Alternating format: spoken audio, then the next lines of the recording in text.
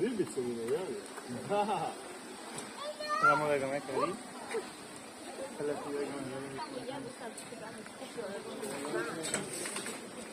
Yine Jaso Ribice.